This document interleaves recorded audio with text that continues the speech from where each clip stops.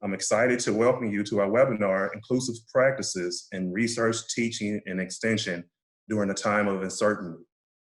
As we carry out our respective roles in fulfilling the mission of our institution, it is important to keep equity and inclusion at the forefront.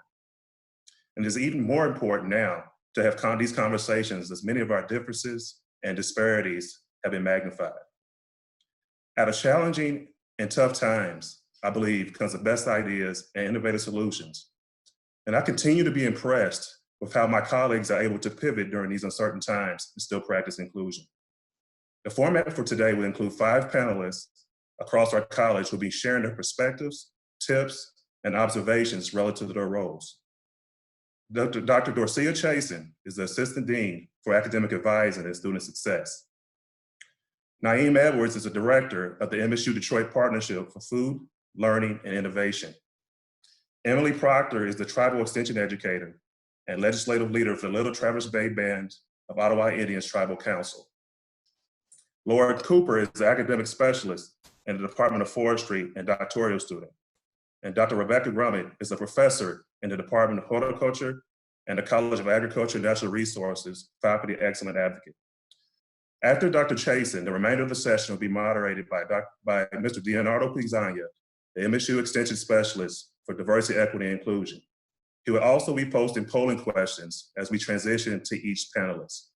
Again, thank you for your time and for attending today's webinar, and let's welcome Dr. Dorcia Chasen.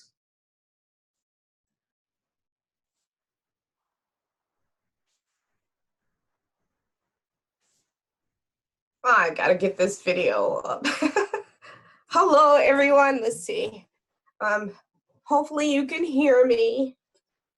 And I'll get started. I didn't post any handout. I do have a handout, or it's really my talking points. So I'm happy, very happy to kind of jump into this conversation about ambiguity and student success and all of that good stuff.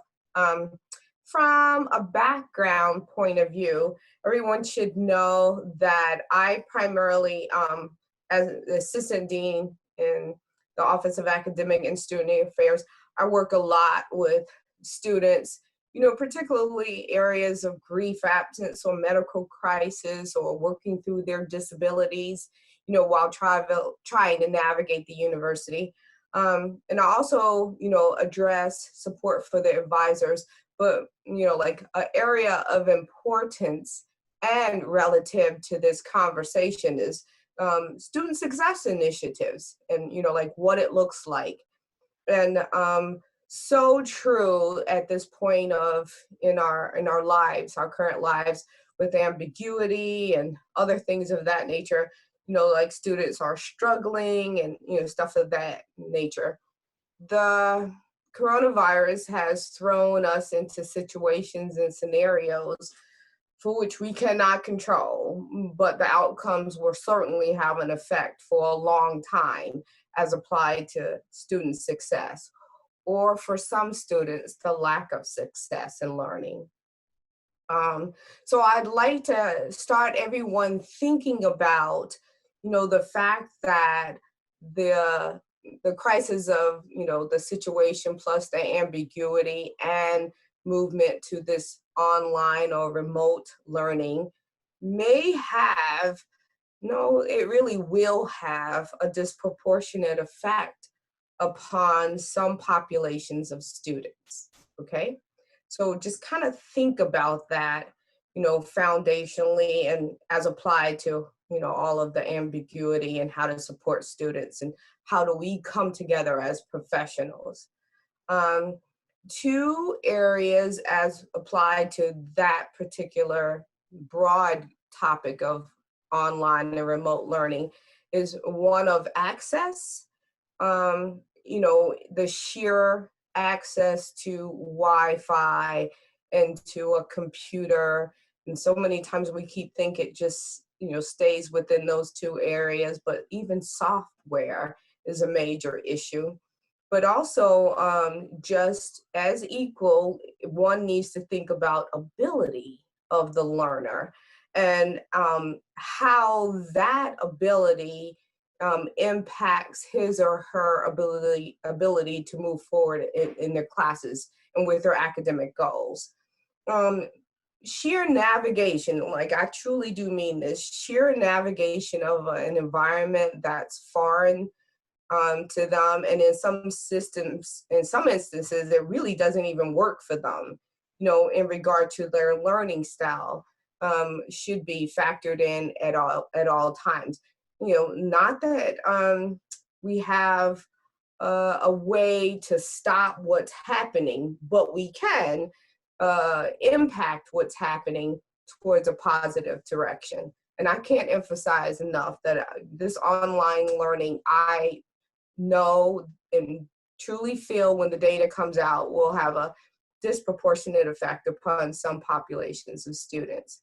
Another area that we need to broadly think about is the mental capacity and the coping skills for students, and in some cases, disenfranchised populations or underrepresented populations. Like we can all think as professionals, we have coping skills in our briefcases, but students may not have all these coping skills to help them, in regard to their skill sets. That uncertainty is definitely something that makes them anxious. And also taking knocks and bumps and digs. When I say digs, I think about the, international population of students that, take digs from other people and put downs and stuff like that. So, thinking about the coping skills. Now I'm going to go into what can be done. And for some of you, this may be redundant. I know you know it, but I think we need to emphasize it in all areas. And I do have resource information that I can pass along to, Dr. Tyler, and it could be posted even in the ODP, in the website, we could share this among professionals. So you'll hear this all the time, and you've heard it from other administrators, we do not want to compromise on learning. And I don't think it should be compromised. I don't think it should be dumbed down or watered down just because we went to an online platform. Rather, the option should be to supplement that platform with mechanisms of achieving the learning objectives and the outcomes for the class. So I'll emphasize that a little bit more. It should be supplemented in regard to different areas that the students can succeed. I have to emphasize to everyone that researchers who have students and teachers and other professionals should reach out to the students, reach out to them often. Sometimes it falls on like a deaf email, as in you've emailed 2 or 3 times and you get no response, but reach out anyway, and when you are in those online or remote learning platforms, make it a point to, call upon the students and specifically learn their names. Like I even say to the students, you should learn your professor's name. And, as a part of my retention efforts for them to, personalize the situation so they can call them out, get to know them, invite them into conversations that are relative to their learning, but also, the academic information, and it personalizes the information. So, to do that. Also, everyone should be aware is that the student that is the most vulnerable is the one that may not hold up his or her hand for assistance. They are just sitting back and watching the landscape, or their anxiety or fear is sitting there, or they don't want to look stupid. I've heard some students say that, or they're embarrassed. But if everybody could keep that in the back of their mind, that the student that may be the most vulnerable may be not that person, that student that raises their hand for assistance. Emphasizing offering multiple mechanisms for achievement of learning objectives, examples, more examples, like that. And remembering that communication really, really is beneficial for students. thus like clear and concise messages. You know what? It's beneficial for us. You know, like the information about everything that's going on. We want to hear it from the president. We want to know this as professionals. So you can imagine, again, going back to the students who do not have those coping skills and are at a loss for what to do. So communication and multiple mechanisms. Also monitoring, making sure that you monitor computer times. You know, like it really can throw off one's cycle in regard to their sleep cycle or what happens to them mentally from the electronic mediums. Like everybody wants to throw in all of their stuff. So, but you know, you have to recognize that if every students are and everyone is getting it from multiple mechanisms, there could be other things that are happening. Sometimes you can't impact that, but if you're aware of it, you're less likely to throw in 5 more hours of videos that some might need to watch or something like that. But also throwing in 5 more hours, making sure you accommodate the time to do that, you know, like a longer period of time. And remember that students learn in a variety of learning styles, like, you know, the auditory learning style, you see it, the visual learning style, you know, you're hearing it, read the auditory hearing it, and you're seeing it. And then the kinesthetic style of hands-on. When they're in classes, they can get 2 of these styles and even 3 of these styles down pat because they see the professor, they're giving examples, they're doing all kinds of things.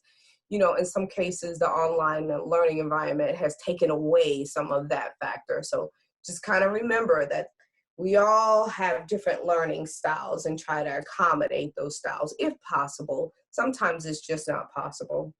And, you know, like just to encourage the direct reach out to the students, you know, and not just, I notice you haven't been in class. Hey, so-and-so, you know, like I'm checking in with you, anything I can do, or, you know, something like that.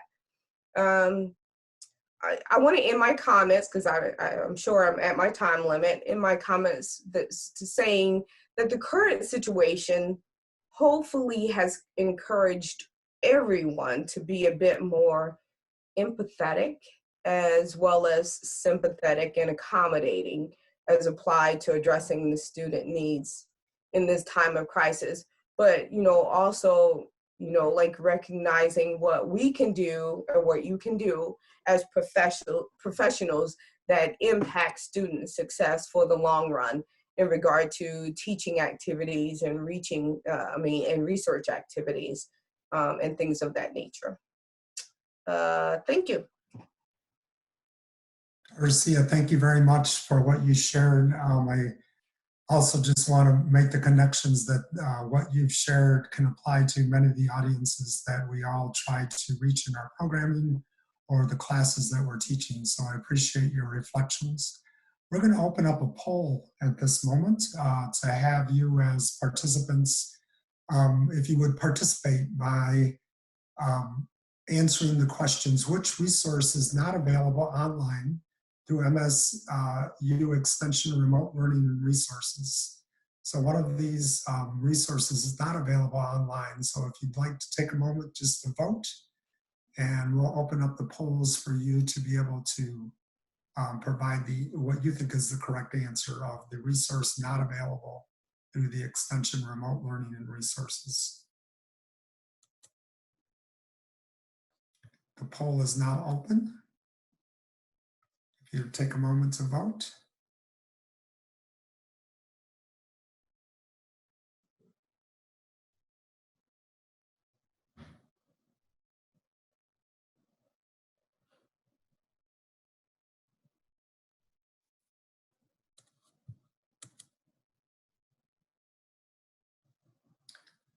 Just give you another minute or so to vote. And then in a minute, we will flash the final poll answers on the screen.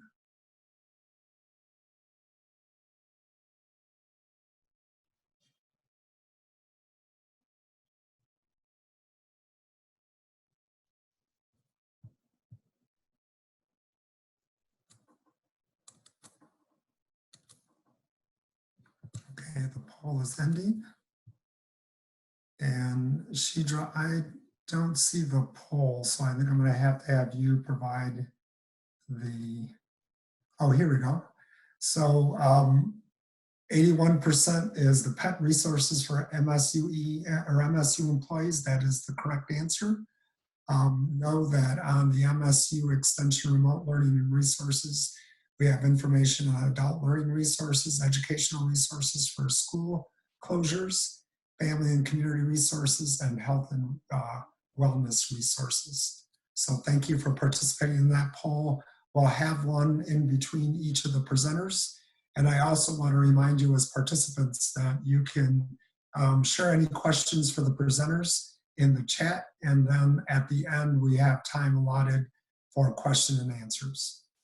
I now want to turn things over to Naeem Edwards, the director of the MSU Detroit Partnership for Food, Learning, and Innovation.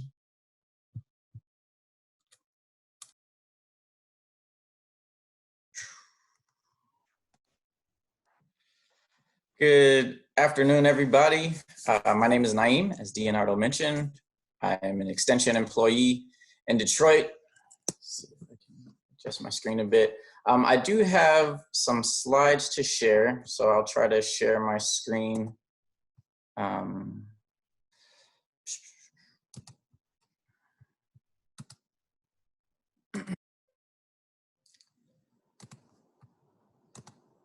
Okay.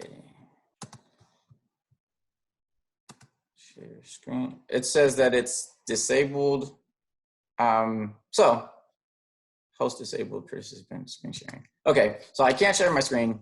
Essentially, the questions we were asked to address were, how has the stay-home guidelines affected us? I really appreciated the last speaker, Dr. Garcia, for sharing all the ways that inclusion is important. As an extension staff person, historically, I had done almost exclusively like in-person, very close, direct contact, like hands-on stuff with folks.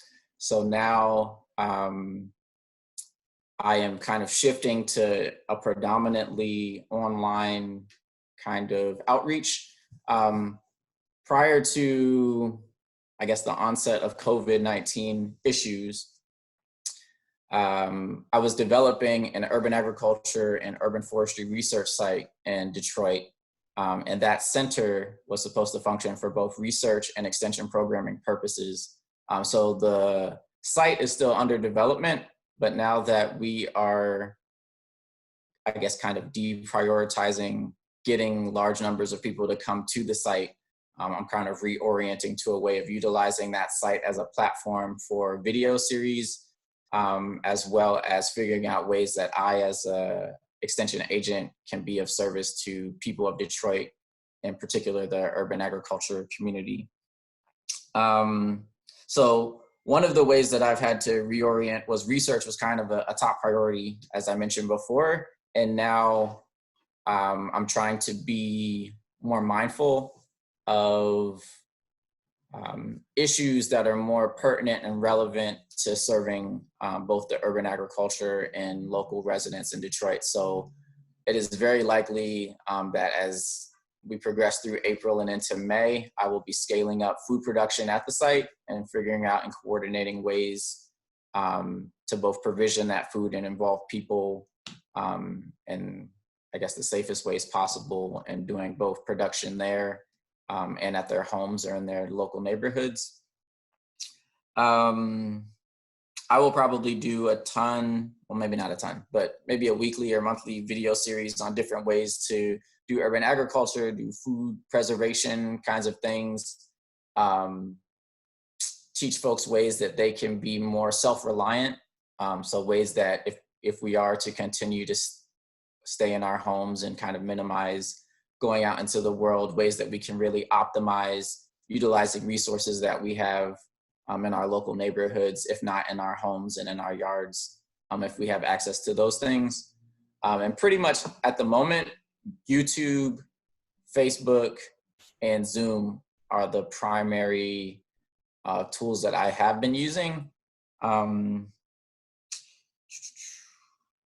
And And then also, you know, almost everyone to my knowledge has a cell phone and internet. So just as it pertains to keeping in touch with folks and keeping people abreast of the hundreds of opportunities that are emerging, not only within Extension, but across organizations nationally.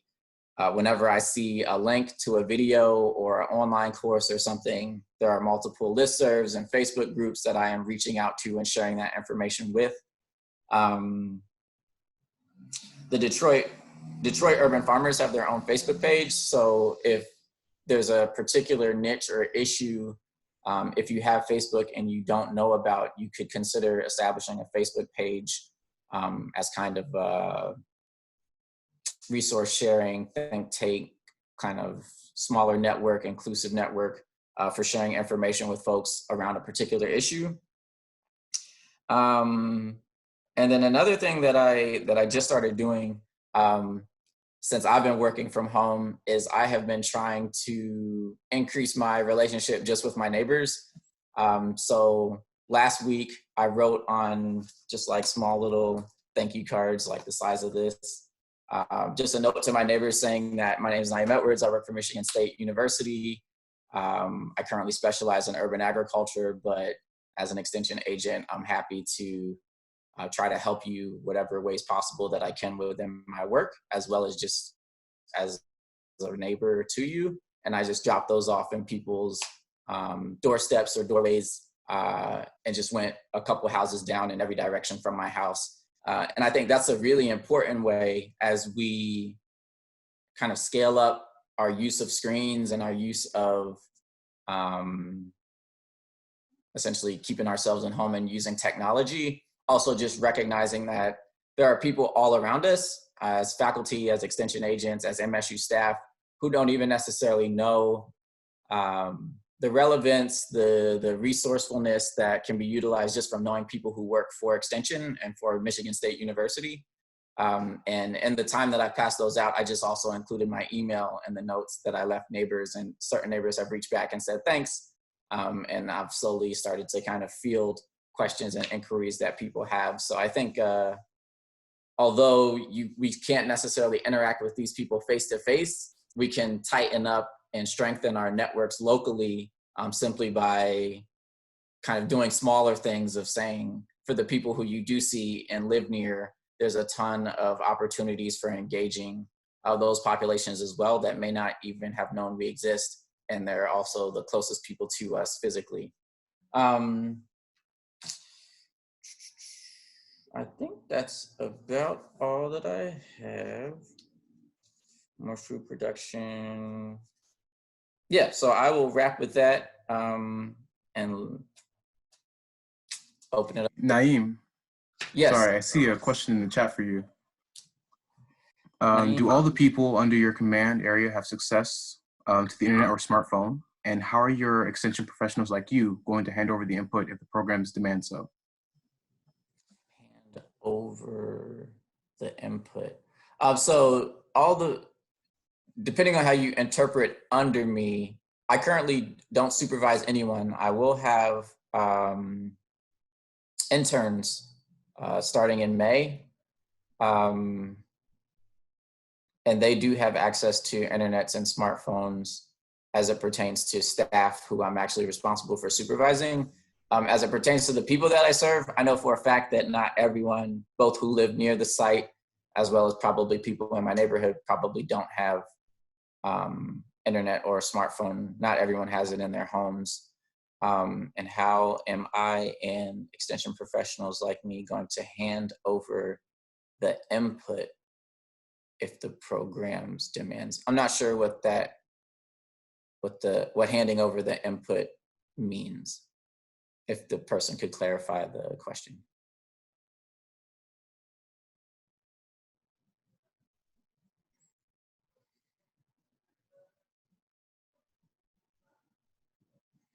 Oh, okay. How are extension professionals going to hand over? So yeah, we'll kind of troubleshoot our way through physical resources. One idea that I've had and been asked to do is for things like using a tractor or power tools If it's a service that I can provide directly, simply creating space, scheduling a time to go do that and go out into the neighborhood and use those things without interacting with others. There are, and I benefit a lot from having a ton of partnerships in Detroit with other organizations involved in urban agriculture in particular. And they are pretty much all scheduling things pertaining to like curbside pickup, curbside drop off of transplants or seeds. And these are kind of opportunities to get resources straight into the hands of people without having to invite people into a space or having people standing in line or having to go up to someone's doorstep and actually, violate the 6-foot buffer between folks. So I'll probably end up coordinating as we get further into the growing season ways to make both plant and seed resources more available, as well as figuring out ways and kind of a protocol or best practices for offering services without having to be in close contact with folks.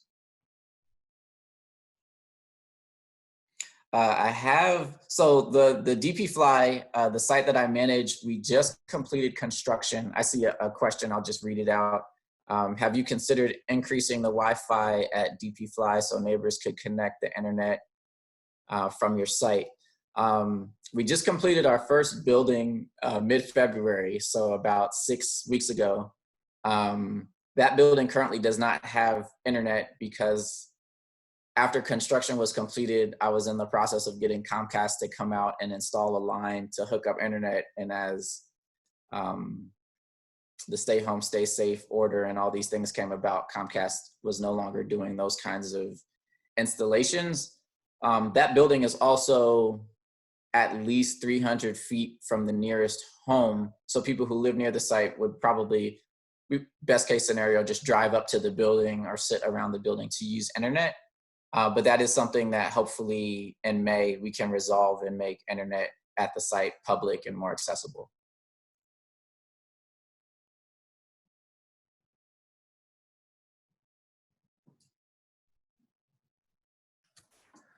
Well, thank you, Naeem. As other questions come in towards the end, we'll make sure that they're presented to you if you want to speak to them. Appreciate your reminding us that one of the things that we can do is to reach out to our local network of our neighbors and making sure that they know that we could be a resource now or in the future, and appreciate those what you're doing to make that happen in your neighborhood. Thank you, Leonardo. Yeah, I'm going to ask you to vote on the next poll, and that poll is true or false. MSU's first urban food research center will enhance efforts to open opportunities for urban agricultural entrepreneurship and offer new partnerships for community and youth development. So if you want to take a minute to vote true or false on this question, and then in 2 or 3 minutes, we'll close that and we'll share the poll results with you.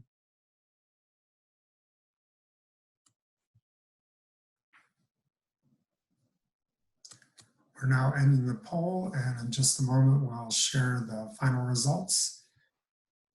Those of you that have participated, it is true. I think Naeem has this vision and also is looking for continuous support and networks that we can all help with in helping to further this mission and providing the opportunities in this urban center of Detroit so that we can all do the work in connecting with the populations that we may already be serving or the ones that we have in our future plans to serve in the Detroit metro area. I now want to introduce Emily Proctor, who's the Tribal Extension Educator in Emmett County for MSU Extension, and she's going to share some of her wisdom around work that is happening in their tribal communities in ways that can be enhanced. Miigwech, Ani, Damon Indigenous, Magizi and Dodom, Lansing Cross Village, and Donjaba, Harbor Springs, Enda. And that is our traditional introduction in Anishinaabe Moen. Strawberry Woman, I am is my name, and I am of the Eagle Clan. I come from Lansing and Cross Village, and I live in Harbor Springs. So, miigwech to each of you for taking time to be with us today, and miigwech for the invitation to share with you. So, as I was preparing for this morning, or this afternoon, there's been several ways that the stay-at-home, stay safe mandate, distancing, us being very careful on meeting face-to-face, stopping our programming face-to-face has impacted my work and working from home. So what I had wanted to share with you was a map of the state of Michigan. And what you'll see in the state of Michigan is I'm getting into it right now. We have approximately 12 federally recognized tribes across Michigan, and my work at MSU Extension is to provide coordination, build networks, build relationships, and to create programming under the areas of leadership and good governance in partnership with our federally recognized tribes, with our indigenous people across the state of Michigan and across the lifespan, if you will. So the work that I do very, very much hinges upon the face-to-face work that we've been doing for the past 11 years since I've been on board with Extension. So with having to transition to working from home and having the strong partnerships and relationships that we've built, it's been difficult, but yet it's been a very beautiful process to see that when we do emails, when we engage through Zoom, that those relationships are continuing to stand, right?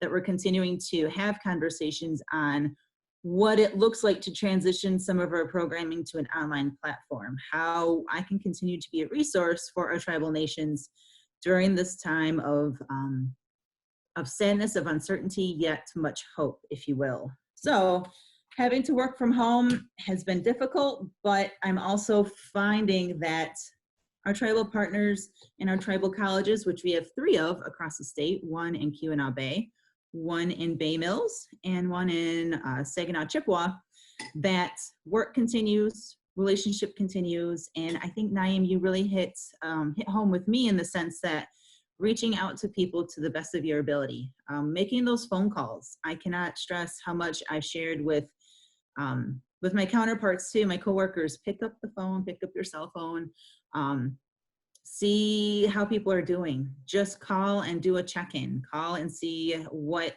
you might be able to offer. Here in Emmett County and at Little Traverse, we've been able to offer MSUE's license for Zoom capability. We've offered that to our tribal council here at Little Traverse. And yesterday we met for the first time on Zoom as a council, as leadership from all 3 branches of our government. And that was made possible as a result of the technology and support and partnership with MSU Extension. So how can we utilize our technology, our resources, our innovation to make good governance, to make partnerships, to make communities, boards, commissions functional in this current time? One difficult piece, and I think this was mentioned from a previous presenter, is the connectivity.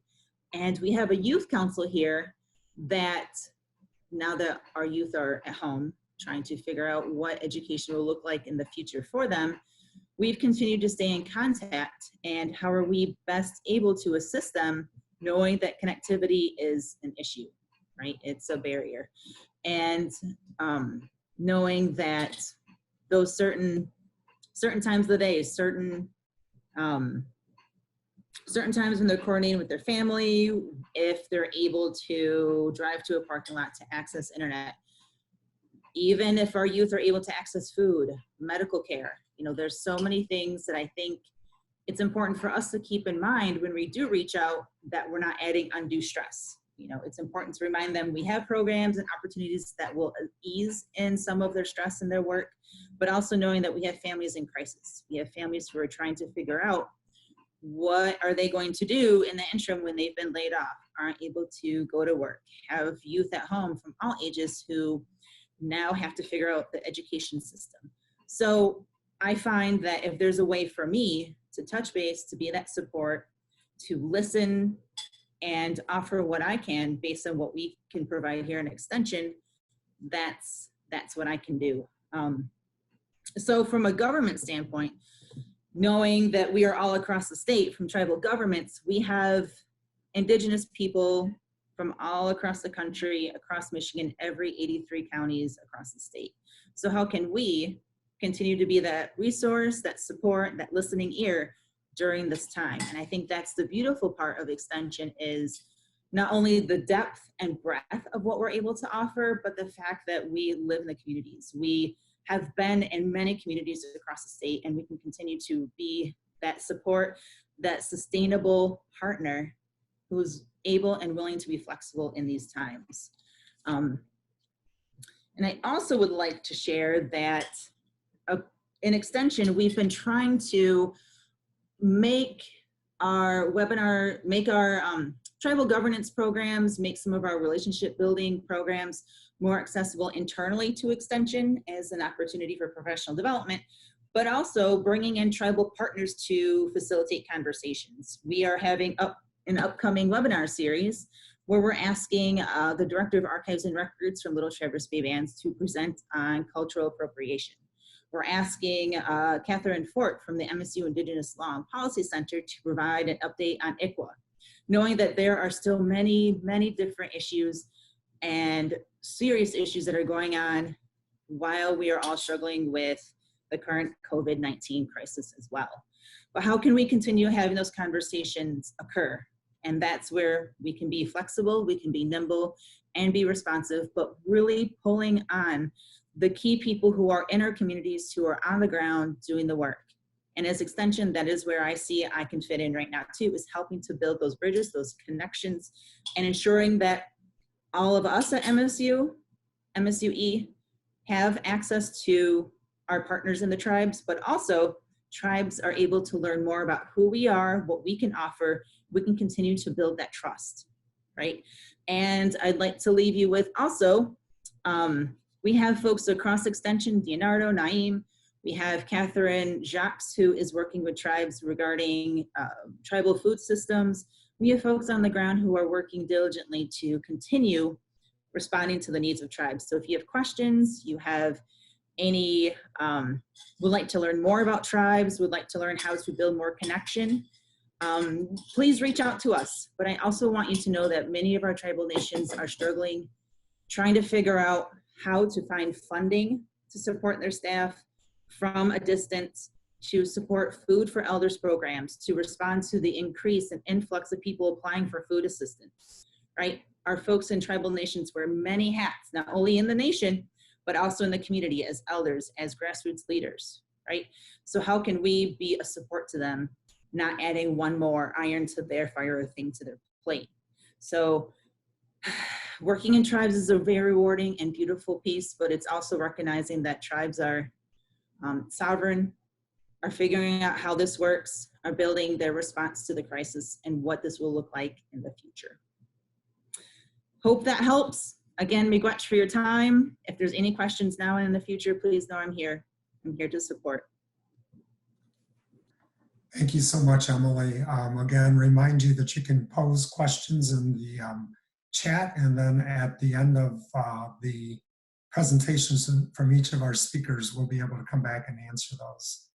I also do want to just share with you something that I think it's relevant now, and it can be relevant throughout our work with tribal communities, and that is to ask ourselves, whether we work for the College of Ag or we work for Extension, what is our role in supporting the sovereignty of these 12 sovereign nations that exist within our state?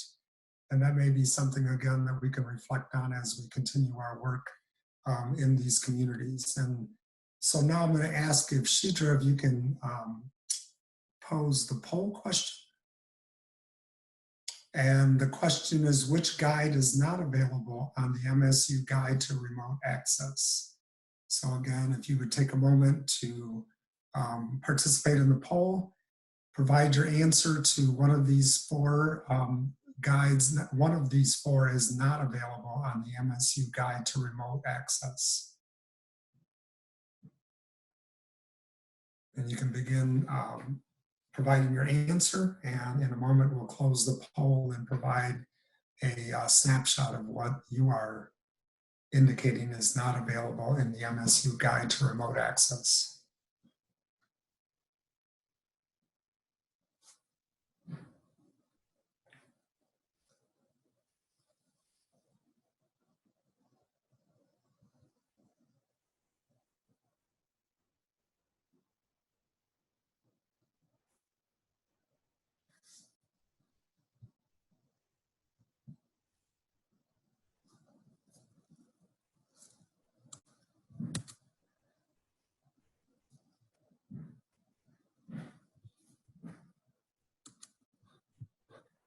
Again, if you could participate in the poll, it'll be closing in just a minute, and then we will see your answers to this poll question.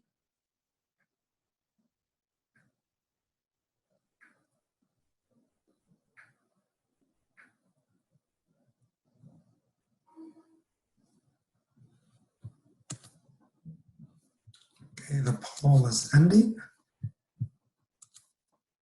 And She Drive lost the poll, so if you could put that back up with the final results.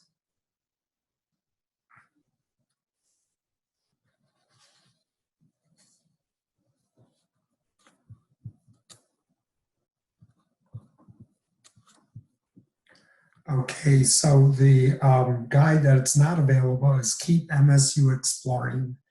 And if you haven't noticed in the chat room, Shidra is also providing us with the link to the different resources that you're being asked to respond to. So I'll now move us to hearing from Dr. Rebecca Grummett from the Plant and Soil Science.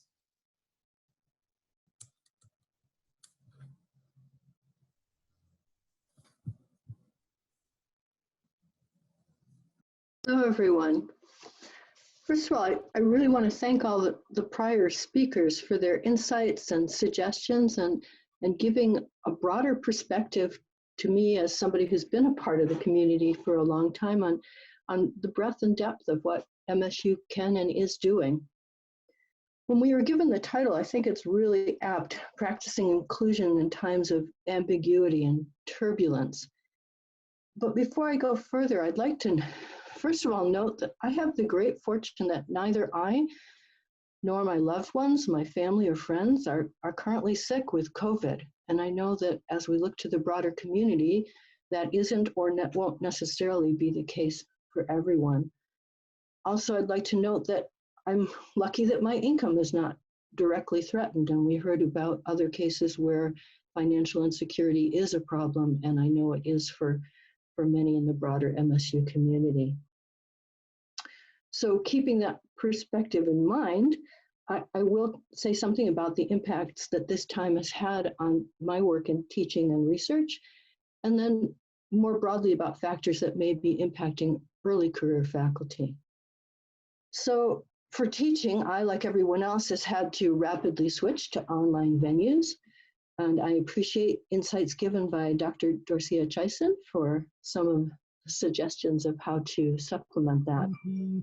I'm fortunate that I have a small class this semester, and that's made it possible for me to reach out to each student individually on more than one occasion, wish that they and their families are healthy, review status of assignments and projects, and make sure that things aren't falling through the cracks. I've also relaxed deadlines, recognizing that students may have had to move mid-semester, have general upheaval in their lives, and may have connectivity complications in some of the cases. Turning to research, this has had caused some real challenges for us. We've had to terminate some ongoing experiments. We've had to put other experiments on hold, including some with samples that may or may not last, depending on the length and the depth of the restrictions that we're going to face. And it's possible that one or more of my grad students may be set behind as much as a year in their research, depending on how things continue to go. So we've obviously been making alternative plans for what people can and should be working on now. We've been doing scenario planning. What do we do if we can't back into the lab or the greenhouse or the field, and for how long and under what conditions? We've resumed our weekly lab meetings via Zoom. We've replaced informal daily interactions that we would normally have at the lab with a weekly additional coffee just to touch bases and make sure everybody's doing okay. And I know that many other research groups are implementing a variety of creative ways to stay in touch and do their best to move forward during these times. One other aspect to point out that many faculty face is that we pay our graduate students with grant funds. And if their research is greatly set back, we have concerns about how we're going to find funds to support them for the additional time that is needed. So that's my perspective as a senior faculty. But I think if we look at early career and pre-tenure faculty, all of these concerns are magnified. In addition, other groups or other individuals may be facing problems within their families or extended families of possible illness or job insecurity. Many of the young faculty also have young children at home. So that means in addition to trying to carry on their responsibilities with respect to research or teaching or extension, they're also carrying out many additional home responsibilities. At the other end of the spectrum, we may have recently hired faculty that have moved here alone and are relatively new in the community. And so they're experiencing even greater social isolation than those of us who have others, significant others or families close by. Fortunately for faculty, the university has responded in some very substantial ways, including an automatic one-year extension of the tenure clock. Nobody is obligated to take that, but anyone can take advantage of that. That's automatic, it doesn't have to be requested. As well as a recognition of the upheaval caused by the quick transfer to online and the impact that might have on our ability to successfully deliver courses this semester. And so SIRS ratings for faculty will not be considered as part of their evaluations for this semester. I think probably most important for me and for others is to recognize that people may be facing a wide range of challenges, that those challenges may change over time, and that certainly challenges for others may be different from the challenges that we're facing. And we need to give people the consideration and space to deal with those challenges. But looking at this, I also think this gives us a chance to heighten our awareness, not only now and not only with respect to COVID-19, but in general moving forward as we think about, we realize now the broader community and how people can be affected in different ways. So how can we better practice inclusion as we move forward?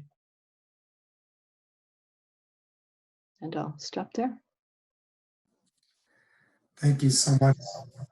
Important for us to know that our university serves many different constituents, and the people that we are trying to move along in different processes are also being affected by this.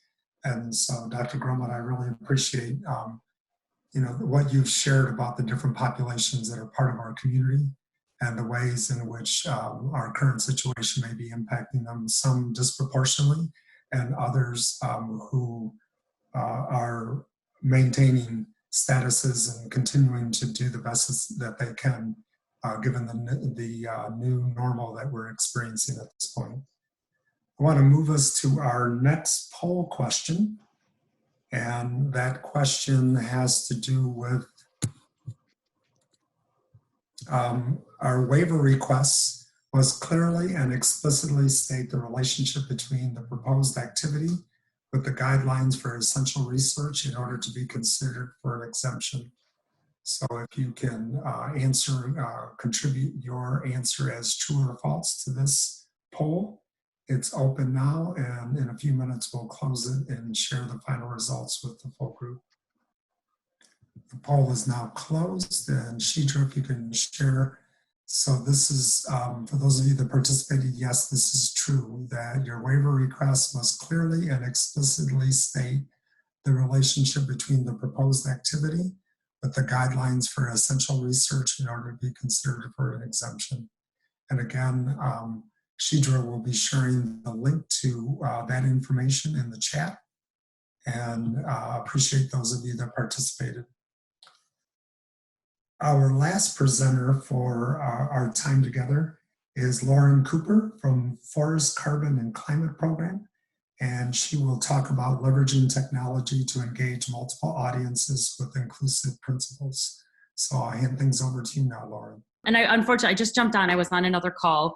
But from what I realize everyone's in really different places with what their challenges are and the needs they're trying to meet for faculty and for students. And so I'm kind of now realizing that maybe I could just give a high level of what our program does. We operate largely in a digital space. We have, and I'll show this, all of our courses and professional training is online. We were moving towards having like a workshop this summer that's gotten postponed, but I want to just share what we're doing in case it inspires any different ideas or other types of solutions in your own work. And I'd be happy to be a point person to answer any questions about some of the things that we do and how we figured it out. So I wanted to introduce this beginning that we work in forestry, but this part here that we're looking at forestry as a natural climate solution. So we're thinking about forestry really big and broad beyond just products. We're looking at landscape level management, policymakers. So we just inherently have a really wide range of stakeholders, professional groups, and career paths. So we have to think really broadly and inclusively right away when we are thinking about engaging with different audiences. We don't really have the luxury to only operate in graduate school. Not that it's a luxury, but it's just challenging sometimes. Whenever we're thinking of putting something out, we have to think inclusively, like what are the assumptions we can make of somebody coming into this? What type of training? We have people that are foresters, people that are policymakers. So there's a lot of values of inclusiveness that come into our work. And it starts out at the very core of how do we even communicate these topics that are pretty complex to a wide range of individuals. These are the four major work areas that we have. So we're in formal education and non-formal education. We do research and projects and a lot of stakeholder engagement. And this is all largely in a digital space.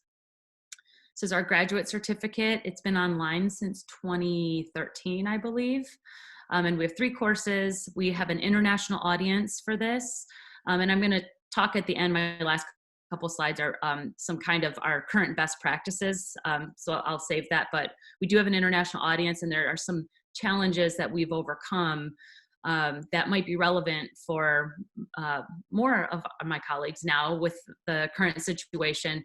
And sometimes it can be funny little solutions. Like for example, when we have people living in places that don't have very good internet access or it comes and goes, they're not able to live stream they're not able to stream our presentations very well. So when we have we upload the full PowerPoint with embedded audio so that they can download slowly. In some cases, it'll take them hours to download it, but they're able to access the material. So sometimes it's been having little challenges like that. And of course, across time zones, that's some other types of challenges. But as far as making that content available to them, that's been one example of a small solution for the graduate certificate.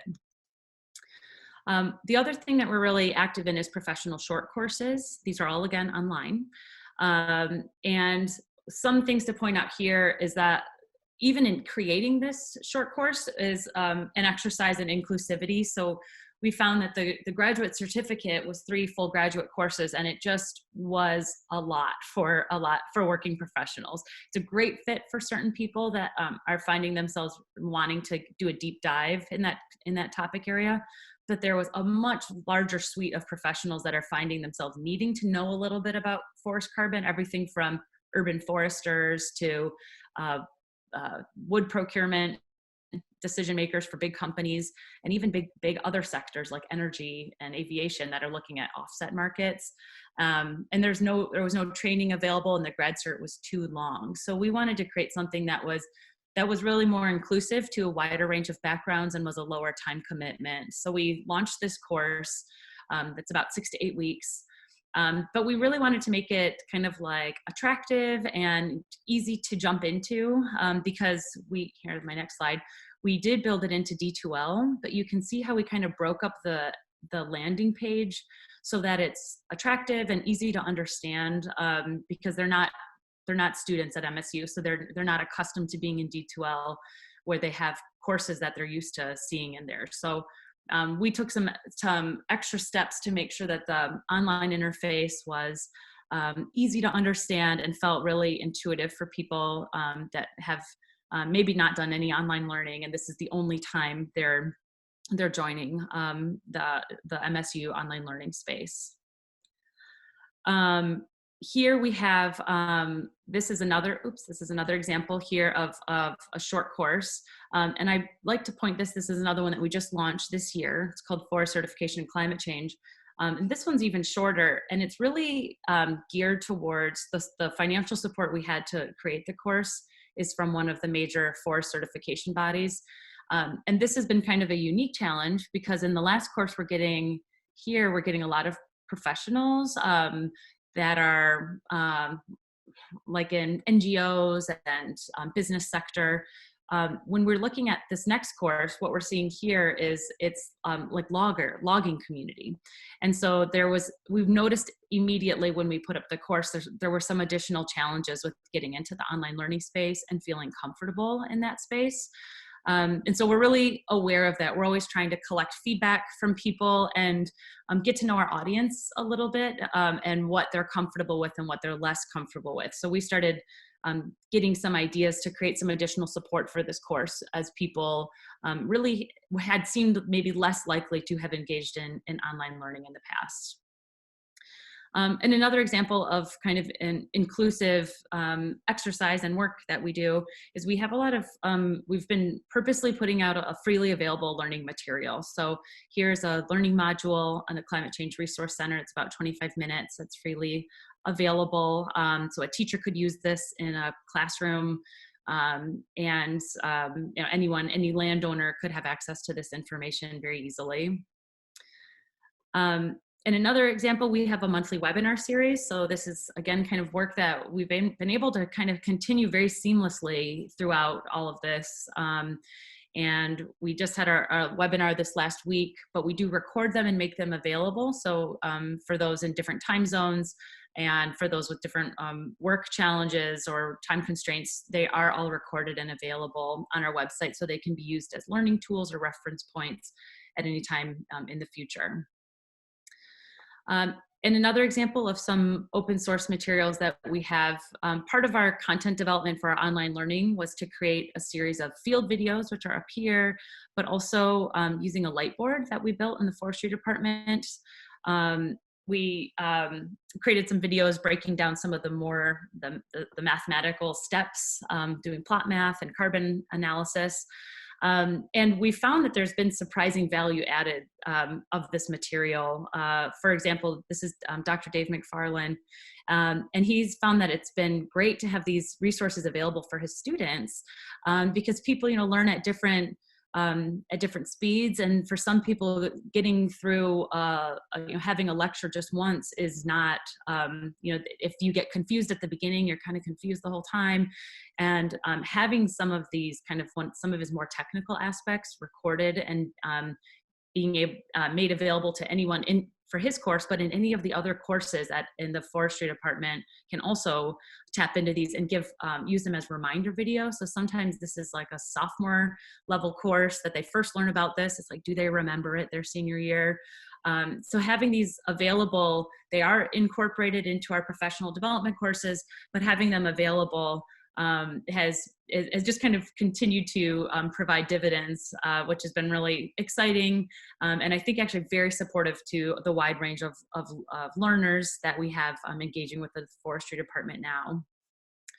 And here's another example. We work in a very kind of unique space, and so we've had to create a lot of our own graphics and imagery, and a lot of this is taking seemingly complex ideas and making them as simple as possible. And these are also, we have them available for download. So I'm starting to see them incorporated into colleagues' presentations when I'm at meetings and in other places, which has been really exciting. But we've also gotten really great feedback from students and professionals in our courses, saying like, well, I never really understood that cap and trade idea until that I saw the way that you guys visualized it. So that's been very rewarding as well. When I can turn on my video too while I'm talking, sorry. And we've also created a series of tools to help folks engage with other online learning, other tools. So sorry, these are online-based tools from the U.S. Forest Service. And we've created activities to better understand what those tools do with some scenarios and kind of step-by-step instructions so they can check their answer when they walk through them. So we're trying to leverage existing resources that people have easy access to and create additional ways to learn from them and feel more confident and comfortable with them. And then just to kind of wrap up here, we do have, we've taken some concerted efforts to have inclusive principles and activities in the Forest, Carbon, and Climate programs. Excuse me, hold on 1 second. A little children thing happening in the background. But we have, the Forest, Carbon, and Climate program, we've worked together. We really explicitly value a wide range of learning abilities and levels. And we value a range of expertise and training background. And this has become really clear. We are working with folks that have PhDs, and we're working with field technicians, and we're working with people from different parts of the world that have totally different baselines for the training that they're receiving in the first place. And a range of abilities. So this is including in the English language or experience with professional writing. We want people to be able to come into our program and feel that they're able to, function in a way that is, that the way that they communicate and the way that they operate is already valuable, but that we're able to support them in continuing to develop professionally from wherever they're at. And so some of our best practices so far, with online learning and that we do so much online, we recognize that there are challenges, and then there's also really a lot of opportunity. So they kind of go hand in hand, and for us, it's an effort that is how to overcome the challenges and how to leverage the opportunities. So overcoming challenges of remote engagement, we've really strived to provide very, very, very clear instructions. Go out of our way to make PDFs with screenshots. We just released a new onboarding video that is demonstrating to professionals once they've signed up for a course exactly the communications that they will receive, and what to expect as far as getting into the online learning space. So we don't want people to start engaging with our program and then feel lost right away. It's not a good feeling. So we want them to feel supported. And this is a big point here, is we try not to make assumptions about comfort level. And, this is of course a trial and error. So we've learned that, we would have made assumptions, and then we'll get questions about something, and we're like, okay, we cannot assume that that is something that people know. So we really have gone, we've decided to err on the side of going out of our way to make sure things are extra clear and there's extra instructions, or people get an extra follow-up email if they signed up for something with images of how it should look to join that online learning space. And I think that that's really gone really far with getting people comfortable and feeling like they belong, feeling confused or uncertain when you're, again, entering a new experience is not a good feeling, and can make you feel like you don't belong there or something. And that's certainly not what we want people to feel like when they're engaging with our materials. Some other challenges could be, again, the D2L space being confusing. But then we have a lot of opportunities. So and this record activities actually should be below here, but we record a lot of our activities. So like this session can be accessed later on. And this provides an opportunity to rewatch content multiple times, again, referencing Dr. McFarland's mathematical steps breakdown, which depending on people's natural proclivities and their training, that might be like easy breezy, or that might be like, I need to watch this a few more times to get confident with it. And having the recordings and making them available just provides students and learners the option to navigate that for themselves. And we also point out that since we do get a lot of international interest, that our content is really great for English as a second language folks. So for a lot of people that they might not be very comfortable in a classroom environment yet, because they're, again, if if you get lost early on, or you're struggling to understand it, it doesn't matter if it's statistics or through a language barrier, it can feel really daunting and overwhelming. And so for somebody that's just kind of getting warmed up in actually learning in English, we do find that it can be a great way to give folks time to listen to things again, stop, slow down, look up a word if they need to. And we've gotten some nice feedback on that. And another opportunity to highlight is that some folks are just more comfortable in online learning. So there are people that are not going to be comfortable contributing, speaking in a course out loud, but they are happy taking time to write, thoughtful written comments in the forum. And so I do think that there can be, value in highlighting and making those spaces available. So for example, in our course, our graduate courses, we do have as kind of best practices there as well to have both some optional, or not, maybe depends on the instructor, but in my course, we have optional, a couple of Zoom meetings to come together and have discussions. And then we do a lot of written discussion boards. So people can, and they both would contribute to a participation grade. So people can have a little bit more flexibility to find a place that is more comfortable for them, and that it's still and also participating and communicating. And then again, we have some best practices is making these open source learning materials.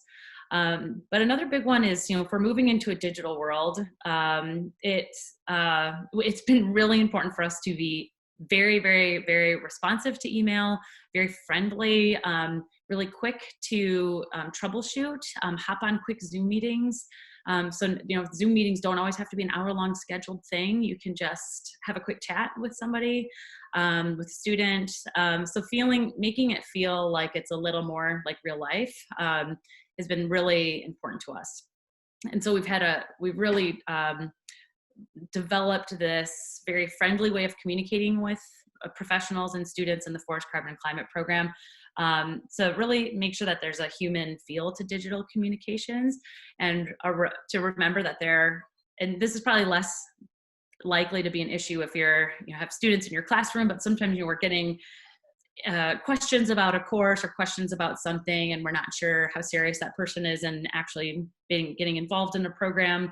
But we have to remember this is a human on the other side that is corresponding with us, and so we have to always make a really concerted effort to be extra friendly and make sure that we're providing that extra friendly, or for troubleshooting, make sure that we're being extra friendly and warm so that people feel that they're engaging with the human as well.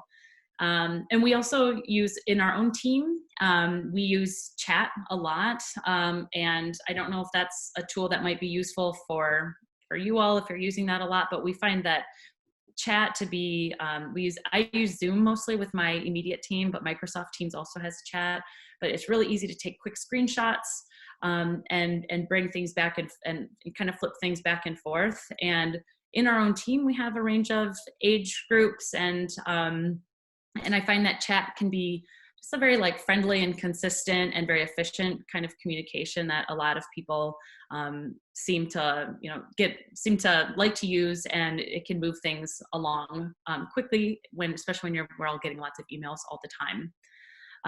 Another big thing as far as some of our inclusive learning practices is providing extra feedback beyond the core course content.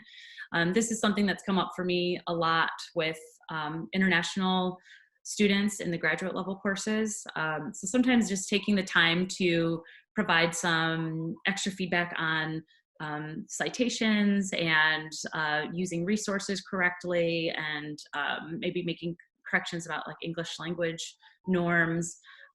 So I, really go out of my way to make sure that, and that certainly can be information that's valuable to people from the United States as well. Not, with these are all things that we've learned at different points. So at least in my learning environment, I try to be, make sure that people have access or know where to find resources, online. And there's a lot of great resources from the university or guidance, and making sure that people know where to find that. And again, we actually put a lot of that in like PDFs with screenshots and make them available at the beginning of our learning experiences to both kind of set the standard of these are expectations, but also make it really easy because you don't want to assume that people know how to do some of this stuff.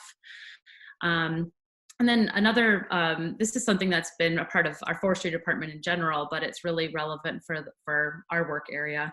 But I do think it's a tenet of being inclusive, which is exploring a really wide range of career opportunities. And I think that this really directly supports diverse students and professional audiences.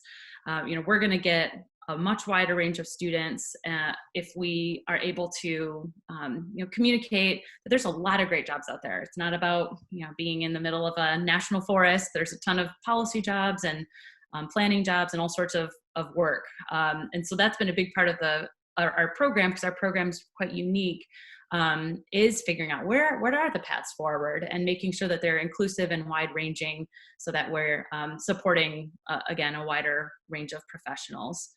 And I was going to share this one little, just really quickly, like 10 seconds of this video, just to demonstrate this is the type of video that we're just about to put this up on our website, but we want to make people feel really supported when they come in, that they're not like, okay, so I've signed up, like now what's going to happen? That they feel like, oh, this is structured and I'm getting all the information.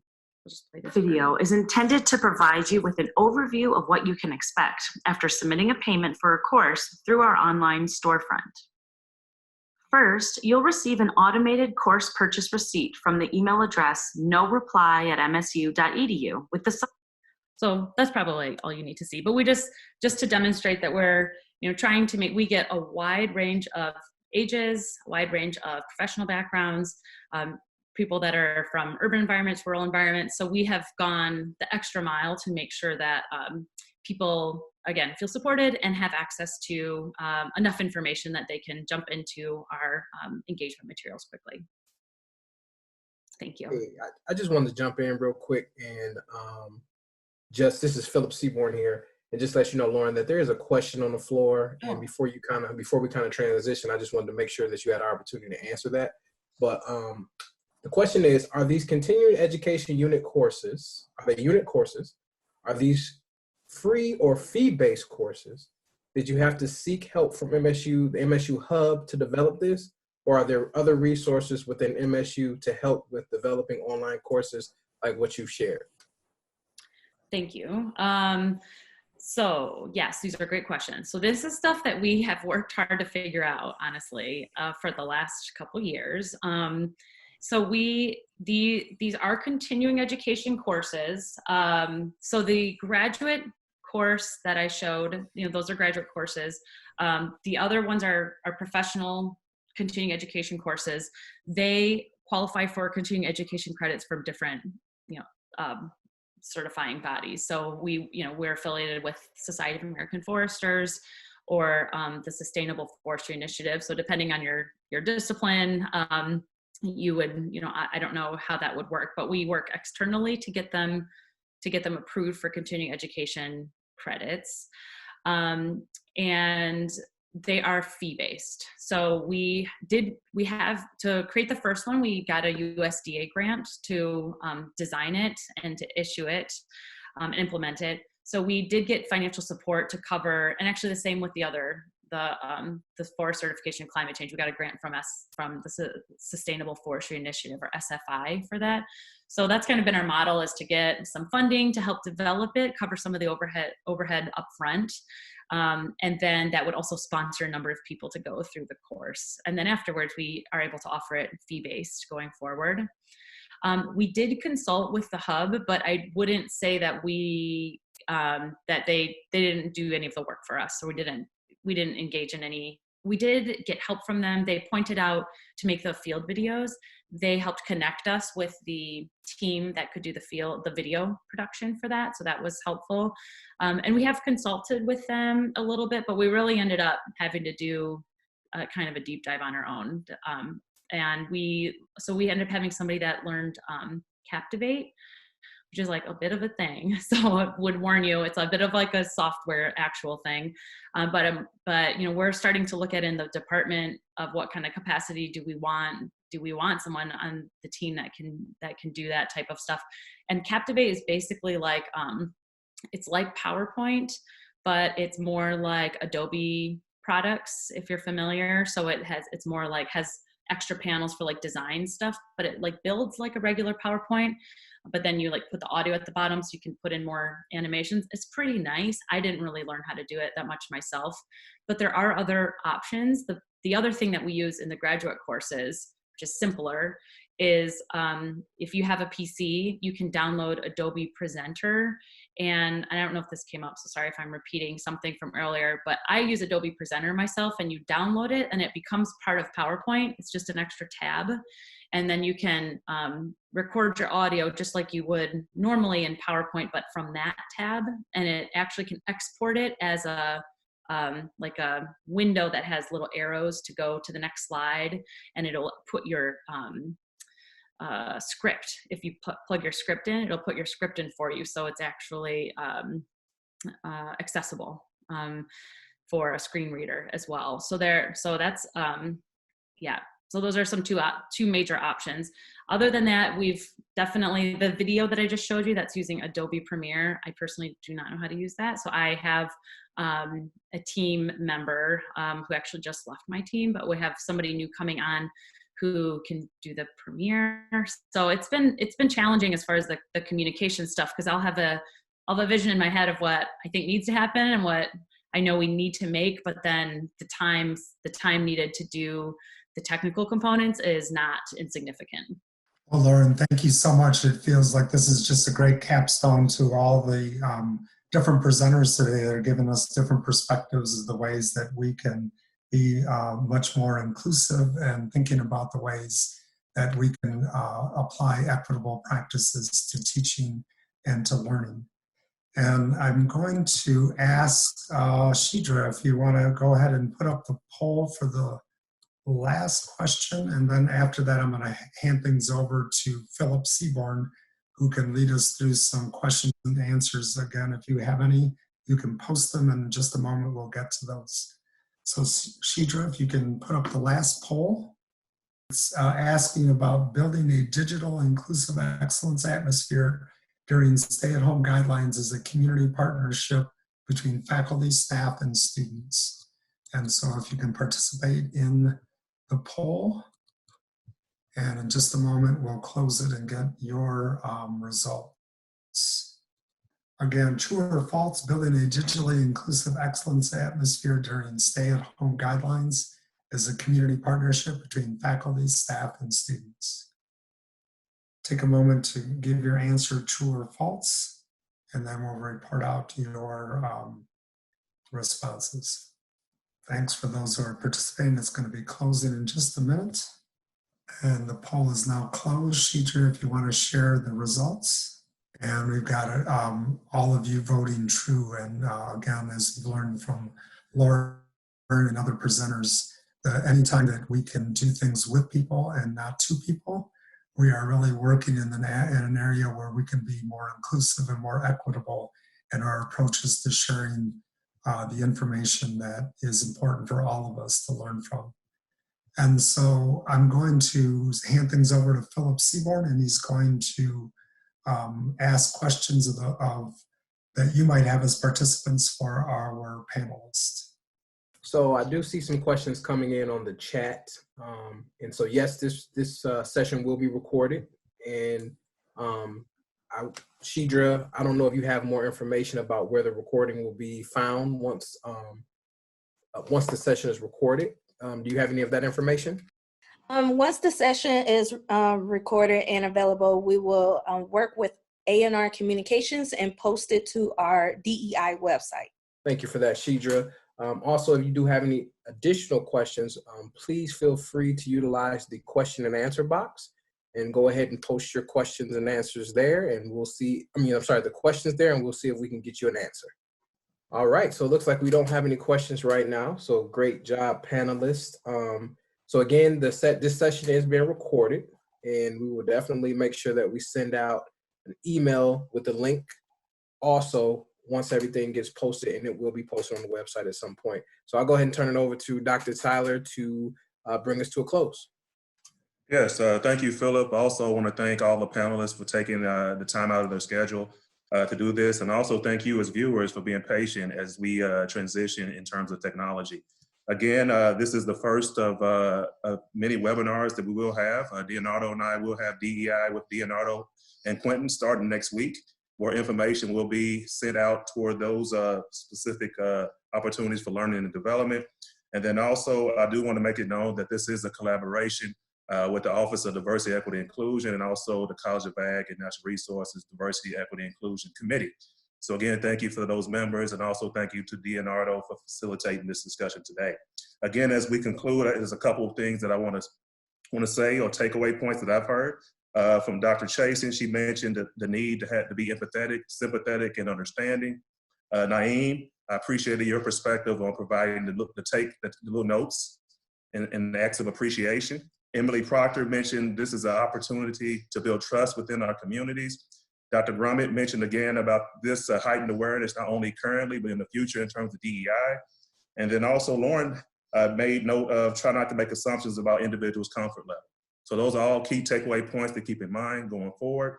But also as a community, a campus community, as MSU and partners, we do want you to know that we're thinking about you, and please be safe.